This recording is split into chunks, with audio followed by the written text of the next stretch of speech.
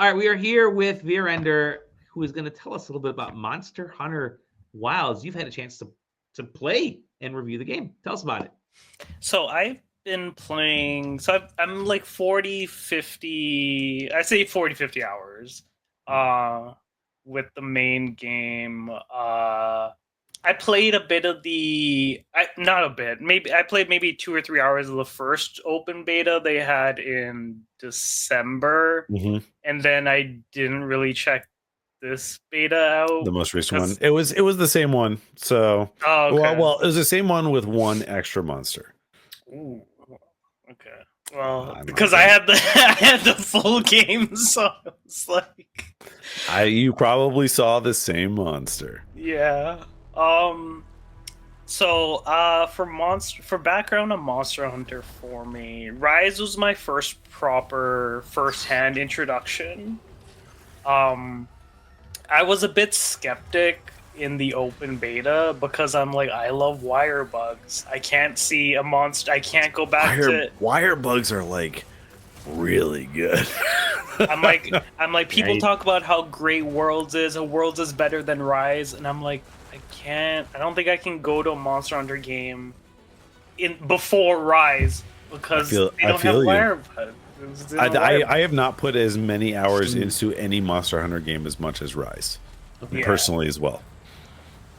I think in Rise, the thing was when they did that demo originally, the online didn't work at all. When you had like 30 tries, you tried to go online, it would waste one of your tries, and it didn't work at all. But I played it alone, solo each time, so that was my first like foray into it. So all those 30 times went to 0 very quickly, surprisingly, and it was one of the best ways they could have done a demo. I saw the online stuff, but which is weird because like 2 months later it released, and then all the online was fixed on Switch. So I'm like, okay, like they must have like grinded hard or something like that.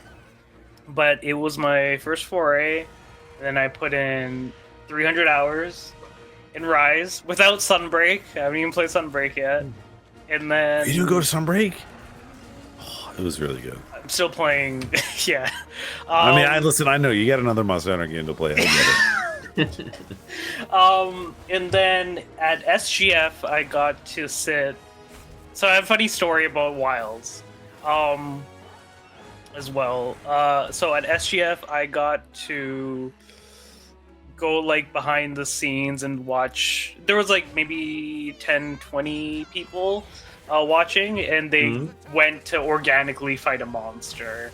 And at the end of it, I said, they were not taking any questions or anything, but at the end of it, I said, oh, I'm very much, I love the aesthetics the team is going with South Asian representation and indigenous representation. I'm so glad you folks have turbans. And then they're like, we can't talk about that. And I'm like, I just want 15 minutes of you doing that. And then I walked away because I'm like, okay. And then, you said you didn't feel too much on the first beta, which I felt as well. Yeah. So I mean, like, and this is so for me. I was playing beta on PC, and okay. I don't have a current gen console, and so my 3070 Ti is the closest thing I've got to current gen console. And let me tell you, I mean, that's certainly my biggest concern. And you're gonna help alleviate. I'm sure there's only positive things to say about the graphical performance. Is that, man, Wilds is like not pulling punches. And I mean, I personally have seen a lot of discourse about whether or not there's optimization issues on Capcom's engine and whatever they're using on there. But yeah, no, it was just a little rough. I mean, like, my system is obviously now the 50 series is out, so it's now technically 2 gens behind. But it's not that bad. But yeah, it's rough out here, man. I will say, since this is gonna release after embargo, I can say this, but a mate who was playing it on PS5 Pro did not have a good experience. Oof. Had to. It just couldn't run well on PS5 Pro specifically, so he had to put it on like 60 frames per second rather than like whatever. But yeah, like PS5 the 120 Pro, performance. yeah, kind of thing, it just because it would be like on 40, and then the game no. is just like the ray tracing or whatever. So yeah, PS5. I don't know if it'll be fixed by the official worldwide release date or Certainly not. hope so.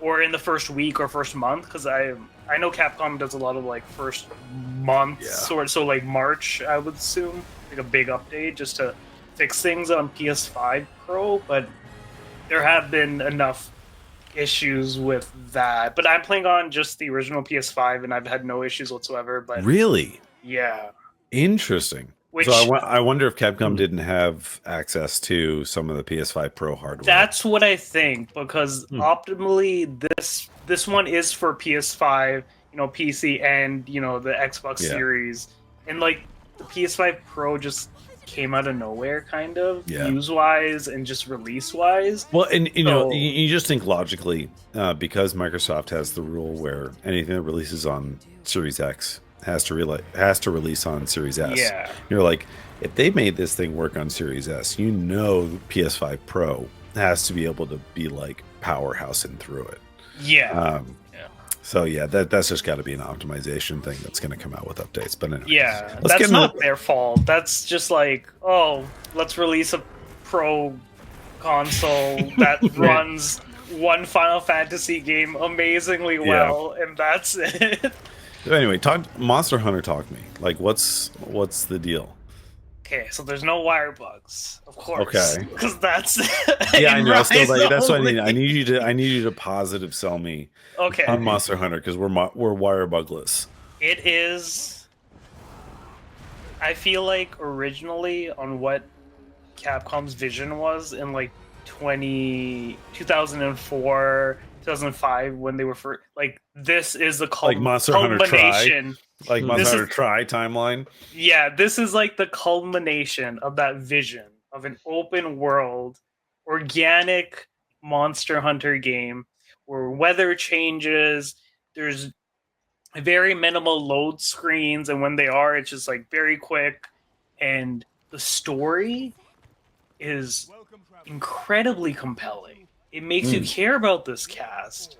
There's meticulous handling of how the cast interacts with new groups and new civilizations, and there's always this like they don't want to the main group that you're in. They don't want to like destroy their traditions or like upend them. They're very like every scene you can see that they're being very like considerate and kind of it, like particularly respectful of it, which I'm like, this is like I've never seen a game with a group of characters doing that so often. Like it doesn't stop whatsoever. So there is a bit of the story stuff in the beta, I remember, but I skipped that because the beta is literally just the introduction. You rescue, you come in, you've got the one kid, and then you're riding the sand ship and you rescue the other kid. Yes. And their older brother or something like that. Yes. That's the open beta. As far as story is concerned, that stuff really it starts off with that sort of stuff, and your main goal. I don't know if you've seen the trailer. If either you've seen too many trailers or information, but I'm learning stuff all the time watching this footage in the background right now. Okay, so what differentiates it this time around as a Monster Hunter game is that your group is they know a lot of these monsters. When they encounter them, they know the names. They know how they act. Your hunter is more of a character this time. They speak often, full line. Your hunter is knowledgeable Wow. so considerate and caring, because your main goal is to find like the white wraith, which is a monster, but you're finding it because you're trying to take this kid who's from that village and is so far away from home, and that's the main like. You're trying to rescue them, basically. Yeah, You're trying. so You're trying to bring them back home. Yeah, that's the main core of that, and the interactions between your hunter and the other characters in your group and with the child are also, they're so meticulous and detailed. Like you can feel the history your hunter has, because your hunter is like known very well, is like, you know, a slayer and a hunter, but the way they show like hunting is more like it's an ecological thing. Like it's not just like for killing, it's for like if there's you know, sometimes the environments have to be set properly. They can't be over abundance with certain creatures, even small monsters. It's more of like an ecological, like a traditional ecological vision of what a hunter is, right? Yeah. Knowing the land, knowing the ecology of a species, how they interact. Yeah. Not you know, not taking a life to take a life, but taking a life for a purpose, kind of. Yes. Thing. So that's why I was very big on like because a lot of the characters, the main character you're also trying to rescue and bring home, it's a dark skinned boy. It's very prominent. Like you're like it's very sorry, go ahead. No, I was just gonna say it's like it's hard to ignore, but not in like a negative way, right? It's meant to be prominent, and they succeed in doing so. Yeah. So then, like one of the first groups is in Kanafa village. Like they have turbans, and I was like, and they're very like, it's just. Every time the group is trying to interact with any group, they're very meticulous, but they're hesitant in a considerate way because they don't want to intrude whatsoever. So but they do want to help in any way they can, and the story is incredibly compelling. You really grow to love these characters and the way they act and the way their situations are. The biggest change I would say is like side quests don't start until later on, which is there's a longer intro period for it. Yeah, so I did roll credits, but the story keeps going. Really? Yeah. Yeah, because like in Rise, it was like you roll credits and like that was it. It's like now go to your higher hunter, your higher hunter record or whatever, your HR, and you know, do your sunbreak shit, and I don't know, whatever, the story's over. Yeah, the story's a lot more streamlined, but it's also a lot more impactful in regards to upping up to continue to up like what you're fighting and what you're gonna fight and where you're going. Every map is so thoroughly thought out, so intricate. There's many layers. Some have quite a few layers, and they're just like, they all also, but it all like is loading at the same time, because you do get updates of like, oh, there's more bomb beetles uprising, or there's more of this monster, but you're getting so if you're on like Windward Plains, you're still getting the updates from the other maps, and if you want to head there and get like stuff that materials that are coming in abundance, it tells you that in real time. I know the beta does go through Ray Dow's weather changing a bit, so there is a little bit, yeah. There is a lot of different weather, such as like outside of lightning, there's also like rain, like a downpour sort of situation, which is still early on in the game. It also looks, from what a mate said that has been trying to get into the series for like 12 years and has tried every single one and just cannot, like this was the one he finally got into. Well, it. it's funny. It's funny because like the first thing I think of is not how it compares to Rise, because like obviously I also played like 300 plus hours of Rise, and so I feel pretty knowledgeable on that one. But also because Capcom notably has two different teams that works on Monster Hunter games, and one of those quote unquote the mobile team, and one is quote unquote the mainline team. And so like unfortunately you and I are both in the same boat where Monster Hunter World didn't like resonate too strongly, and I think that's like where the probably the better comparison would be. But I'm immediately drawn to that idea of like how does it compare to World. But I already know, I mean, like I can like make an educated guess, which is the fact that at the end of the day the difference is that World still had kind of the iterative maps that Rise did, which is that you go here, you're in this map, you go here, you're in this map. And what Wilds does differently is that there is more, even though there are certain maps which are not overworld or like open world, there still remain an interconnection between them, which is to my knowledge unique compared to Worlds. So if you want to head to like the third map from Windward Plains, you can just you're gonna be doing that in the story anyway. Interesting. Like you're gonna be actually riding on each to get there. Later you can fast travel, of course, but sometimes you just want to like take it in and take the set pieces in. Collecting materials is so much easier now. Oh my god. I will say that was the one thing that was very noticeable in the beta.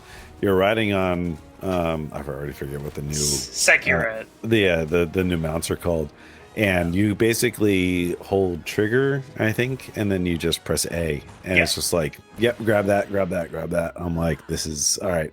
The hook shot is so good. If I don't have to do this, then, or at least, or if I can do this, then I don't necessarily need a wire buck. If this is the trade-off, I will take this. There's no doubt. Yeah, so there, I don't know if you saw it in the beta or not, but so there is like a wire bug sort of thing, the wedge beetles, which you can hook and do that. That's as far as it goes for that. But the thing where it improves the most is the focus system. Changes every single weapon and it makes every single weapon just better. The bow is better because the focus system exists. So like wounds are much easier to see. You're not just like randomly thrashing and like figuring out like weak points or anything. Like it'll be glowing orange, glowing red, and you can do homing attacks, of course, or you can do like specific wound destroying attacks that is always satisfying because anytime you destroy a wound, you'll get a material. Yeah. Right? So materials are even more abundant, but they're not overabundant where you're constantly like full of like, oh, you made all these weapons, and it's like, no. That's what I was going to ask is like, because that was noticeable in the beta. Obviously, you couldn't do anything with the materials, but you were getting them. And the rate at which I was getting was like, this feels like too much. Did they balance it on the other end where like now more materials are required, or like what does that feel like as far as the game is concerned? Some of them do require more, but it's not overabundant whatsoever. Okay. As it looks like, because you would think like, oh, every time you do wound, when you do a wound or I use sword and shield as main. So when you do the Yeah, it's just there's no argument. It's look just at the us. best one. Yeah. After a decade. Okay.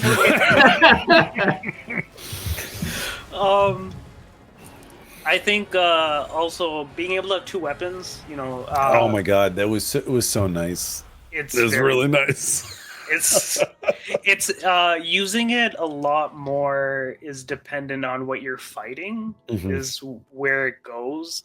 I only just started using like the long sword and other stuff because I needed like different elemental weapons. Yeah. Like the sword and shield doesn't. Like some weapons don't even have like parts that you can make from some monsters because it's just that's how all the games have been. But just like the seamless environment. And one of the things that I almost never did in Rise was like, I would never like, yeah, I would go and get endemic life, and I would like stock up on those, like the nitro frogs or sleep frogs or whatever. But here, I'm constantly grabbing like the rock bursts or like the bristles from smaller monsters to hit at the big monster, or like getting spark flints or water pods, or different types of pods, the thorn pods, and just like grabbing them and just like doing that for like 30 seconds to 45 seconds, because I'm using, and it makes me more interact with the world. The world is more realized by just using like what's in my near vicinity and using that rather than using that free flow and going with the flow of what's around me, rather than goading the monster to a specific area and interesting, putting whatever down. Like I'm using more of those just environmental things more often, which is interesting because like endemic life doesn't, you can't like drop them, you can't pick them up to drop them anymore. So like nitro toads, where you can pick them up and then put them down. Now they're just like chilling, and then you hit them with the hook shot, and then they'll activate basically. Yeah, so you don't do that, but that's fine because like the water pods and the spark flints can always be picked up, and you can chain those with like, if there's like oil gushing from the floor, you can light it and explode. It'll explode. Yeah. I like, yeah. So you engage a lot more with the world itself and like what is in there.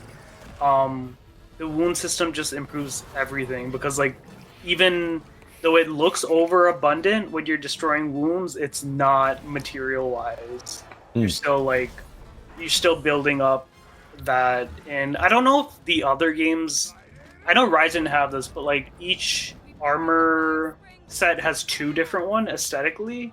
So like so like it'll be the same stats for like, let's say the Chatacabra or like the Ray Dao, but like visually it'll look different, or how a longer pants or longer greaves.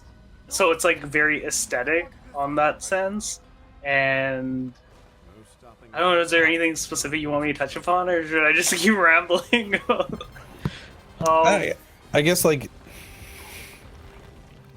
how does it, from like from my perspective, you finish the game, about not that this is a marker for the quality, but like how long did it feel like it took to go through the roll credits versus playing the real game, which is after the roll credits, for which was at least what it feels like for most Monster Hunter games. But I'm covering it for work, so that's like true. Bad. That's true, because you're sealing more things than you would normally see. Or then all right, so then what was the feeling for, I mean, this is even more open for interpretation, but like how was it going, the experience going to roll credits versus after?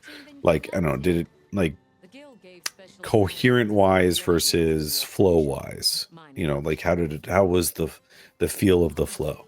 It feels like it's two halves of because you do get the full credit roll, because that's just how Monster Hunter games roll, or that's what Capcom games do it, really. Not in a derogatory way. I think it's like a very good complimentary way to be like, this is because it helps divide the, like in Rise, how you have like low rank quests, high rank quests, just that sort of way. There's a lot of good quality of life changes with that as well. I don't know. There were some times where rather than doing the main quest, I just want to go kill some things and interact with the world. Listen, in some regards, I feel like that there's like no higher mark for a Monster Hunter game than a comment like that, because like honestly, on Rise, 99% of the time, I don't think I ever chose that. Like, especially before the credits rolled the first go around, I basically just was mainlining whatever it took to go to the next rank up. Yeah. This time around, I would say it's hard. It's hard to recommend playstyle for this one because like I want people to like progress because you do get more in main quest wise because you do get like more stuff to help you, but like sometimes you just want to like ride around and just like collect materials and like start the quest naturally rather than going on the optional quest and clicking it. Sometimes you just want to like fight something you find in the wild. And all right, so that brings up an interesting idea, which is that always felt like kind of a bad option in previous games, which was so in previous Monster Hunters, you could always just enter a map and say, I'm gonna go free world map, and then you'll leave whenever you want, as opposed when you kill the target, right, as opposed to choosing a target and then going after it. And I think that having, and again, I other than the beta, I have not had the opportunity to play, so correct me if I messed up here in any of my statements. But I can see that the open map style where you can just leave camp and go out removes the barrier of picking the option of just no time to map, of no objective, and instead of where you're just like setting out, I feel like would just like psychologically, it was just seems like so silly to just describe it this way, but just like psychologically more just like it's just a better option as opposed to picking. I don't know, I always felt like I just psychologically had to pick something where there was this distinctive quest with a distinctive reward, and where instead, where if I can just set out from camp and it doesn't matter what I pick, I'm not picking anything. Literally the option of not having a choice is the better choice. Outside I don't know if that like sounds real, like reminiscent of what anything that you felt like playing. I feel like one issue people might have had just from playing the beta is like they're like, oh, there's no. I think video games should have downtime. Like if like any like unless you're playing the most action hardcore character, even those games have downtime.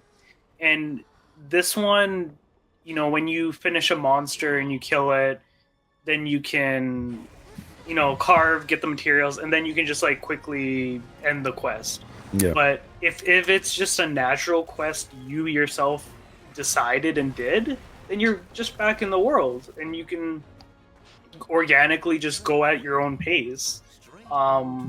Even when you're doing the main quests and you have to fight a monster in them, the transition from like they're figuring out the situation and then you going in to get combat ready, it's so seamless.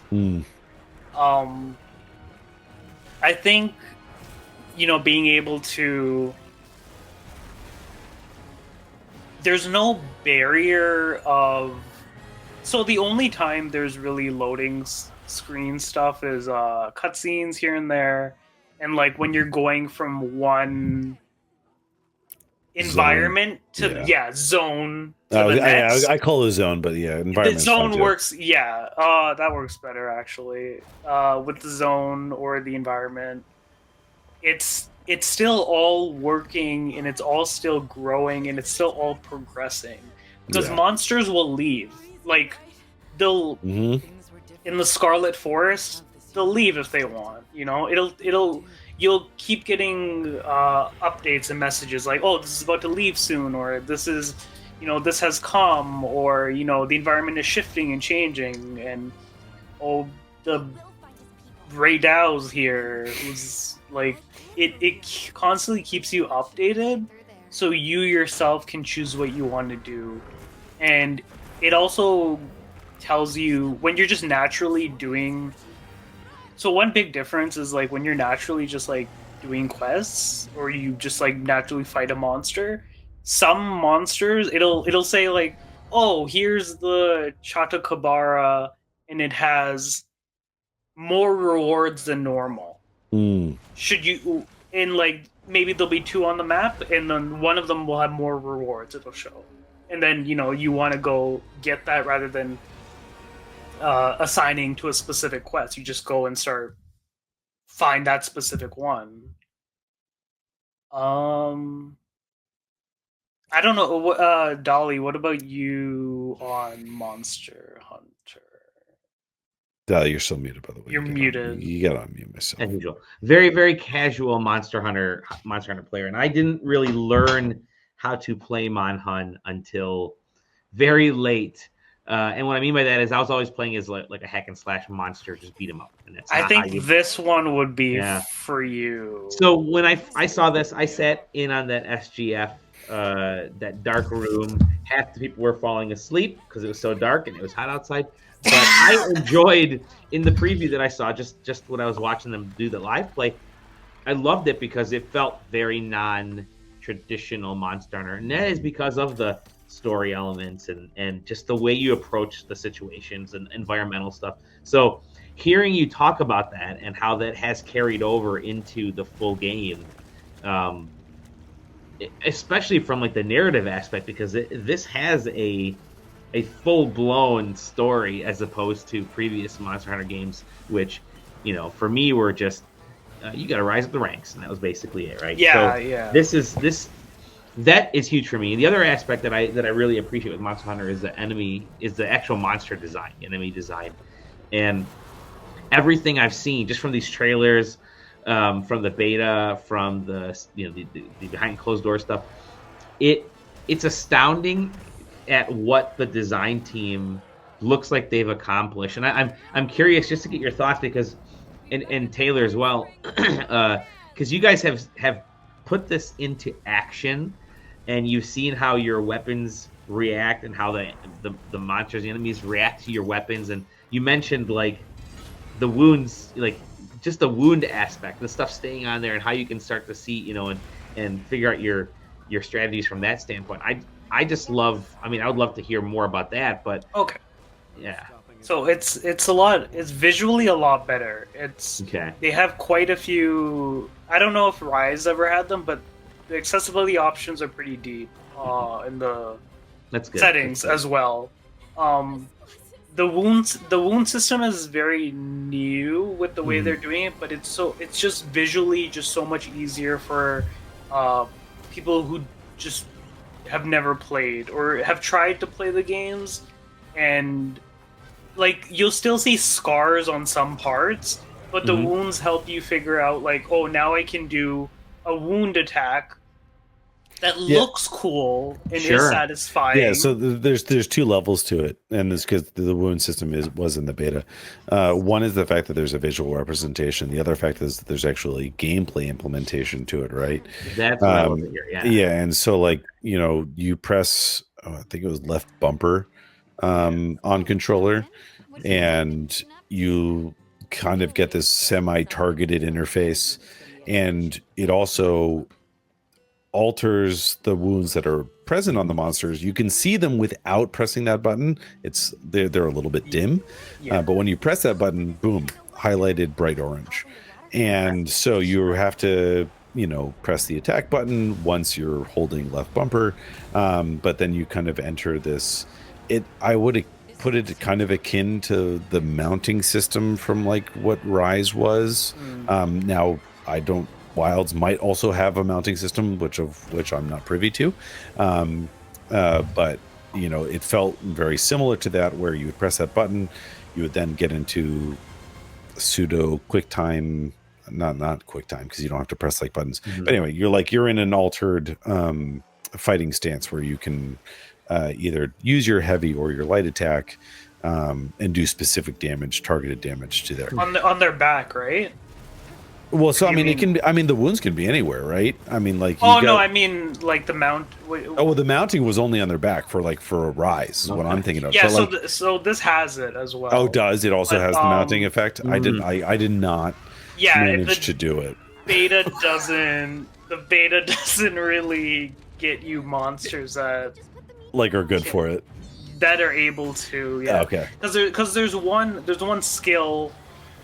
It has like 3 levels, but it basically says like makes it easier to mount. Like so, like it's not always for sure happening. Gotcha. When it does happen, you can do strong knife attacks, at least like to the head, the middle, and like near the tail, and then you can open 3 wounds. Oh, that's actually sick. Wow.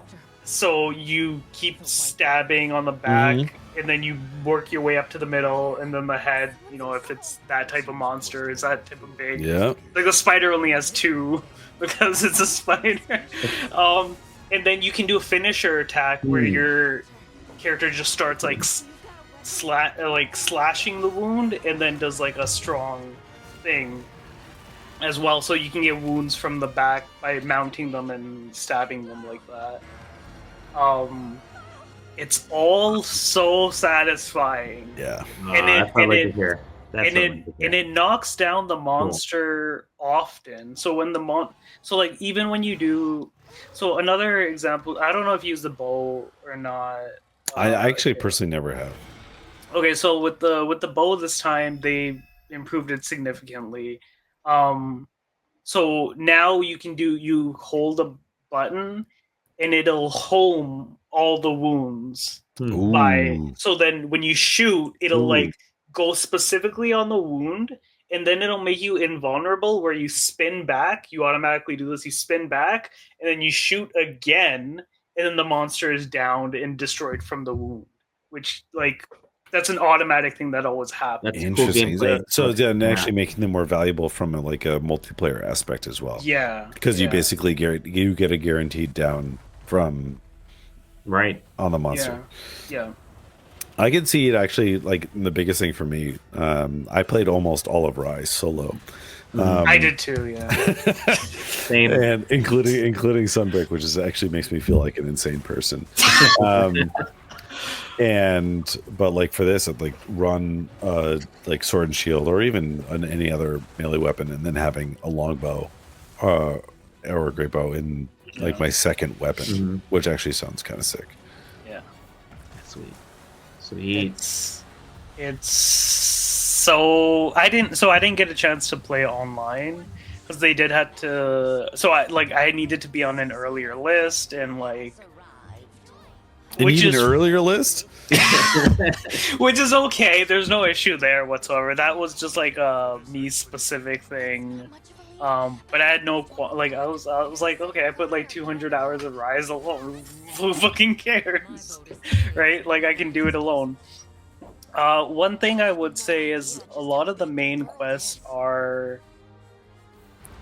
So you can. It shows in the beta that you can send an SOS for help.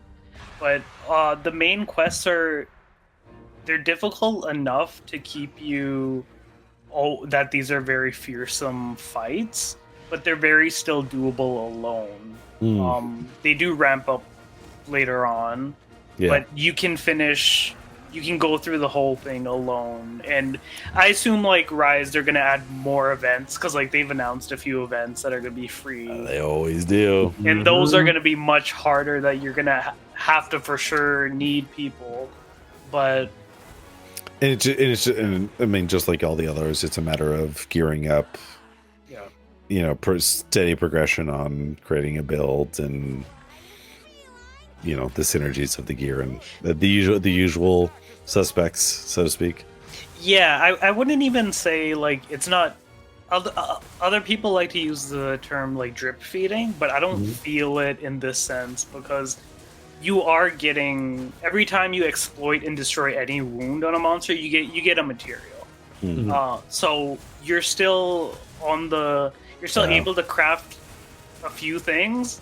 But you'll still come and fight that monster again and again because you liked its design. You liked what it dropped. You liked a different weapon you're building towards or upgrading a previous one or that sort of aspect.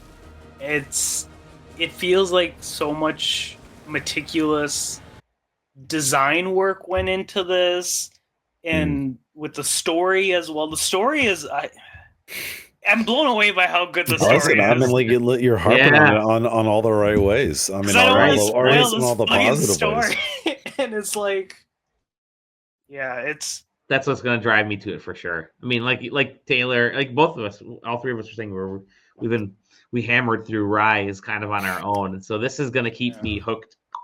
I mean, Rise was like, you know, is very just like stereotypical ancient evil. We don't know what's going on, and you know, I'm like, I'm playing this for Monster Hunter, and listen, I'm more than happy to play it for something more than that. Right? Yeah, it's. Right. I'm surprised how well written it is, and just you can tell the care in each cutscene, in each way the group talks to each other, meets new people, but also their hesitancy and their we don't want to trample on their values because their values are as important as ours. Because like monster hunting to us might be the norm where the group is from, but it's not around the world. Oh, interesting. It also sets up some interesting, like, it kind of recontextualizes a lot of the series about, like, because your main hunter is so well known in the group as, like, of the guild, in having a more active role by rather than just, like, taking on monsters, having a more active role in decision making through the cutscenes, or how to consoling another character or stepping up. Because you're not always also like some of the main quest missions are just like you need to repel the monster. You can't, and some are like you have to slay this one, or like you can do whatever, or you need to repel this monster. Like there's intricate story elements that goes through those main quests, and I think people are gonna be very surprised on the story when they like dig in and how phenomenal it is in comparison to every other one. You're not like a blank slate. It makes it also feel better because like your main character is fully voice acted, so it's just not grunts and you're just like nodding in the cutscenes. You're like actively having full dialogue and lines. And I think one of the coolest things also is like the customization. You can change how you look anytime. So like if you're like, oh, I'm going to spend like 4 hours in the main thing and then play the game, you can always just change any of that stuff later, anytime whatsoever. It also has turbines, and one of the equipment, one of the monster accessories, I got it.